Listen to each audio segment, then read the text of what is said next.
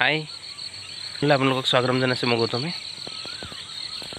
ৰাতিপুৱা এটা ব্লগ দেখাওঁ বুলি ভাবিলোঁ মৰ্ণিং ৱাক কৰ যিহেতু লকডাউন চলি আছে বেছি দূৰলৈ বাহিৰলৈ ওলাব নোৱাৰি আৰু সেইকাৰণে ৰাতিপুৱা এনেকৈ দৌৰোঁ অলপ এক্সাৰচাইজ হয় আধা ঘণ্টামান কৰাৰ পিছত এতিয়া যাম আপোনাৰ চব্জি আনিবলৈ যাব লাগিব যিহেতু চব্জি বিকি আছোঁ লকডাউনত কি কাম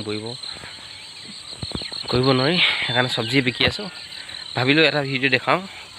আৰু আপোনালোকে এটা ভিডিঅ' পাই আছে এজন অসমীয়া খেতিয়ক আছে যিজন খেতিয়কে নৰেন্দ্ৰ মোদীৰ পৰা পুৰস্কাৰ লৈছে দিল্লীত গৈ আপোনালোকে থৈ আহিলোঁ গৈ ইয়াত ষ্ট্ৰবেৰী গছ দেখাই দিছোঁ আপোনালোকক ষ্ট্ৰবেৰী এটা লাগি আছে ষ্ট্ৰবেৰী এটা লাগি আছে এইটো ইয়াত তিনিজোপাহে আছে বেলেগত কৰিছে খেতি তালৈ আমি সেইখন বাৰীলৈ যোৱা নাই বেলেগ এখন বাৰীত আছোঁ ইয়াত প্ৰথমবাৰৰ বাবে অসমত মই ষ্ট্ৰবেৰী দেখি পাইছোঁ মানে আগতে ষ্ট্ৰবেৰী বস্তু এই ফলটো দেখি পাওঁ এই ফলটো কিন্তু গছকেইজোপা দেখি পোৱা নাছিলোঁ এতিয়া গছকেইজোপা মই দেখি পাইছোঁ ইয়াত চাই লওক ফুলপাহ চাই লওক ষ্ট্ৰবেৰী ফুলপাহ মই সেইটো অনুমান চিঙি গম পাইছোঁ আৰু বহুত ডাঙৰ বাৰী তাত সোমাই আছোঁ আমি এতিয়া বৰষুণ দি আছে ইয়াতে ৰৈ আছোঁ গোটেই বাৰী খেতি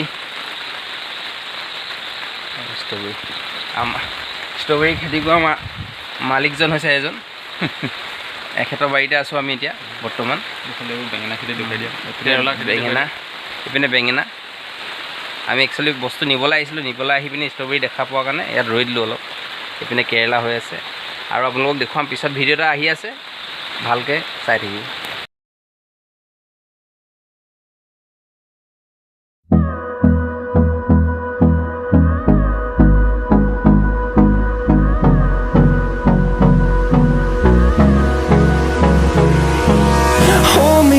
Till I get up,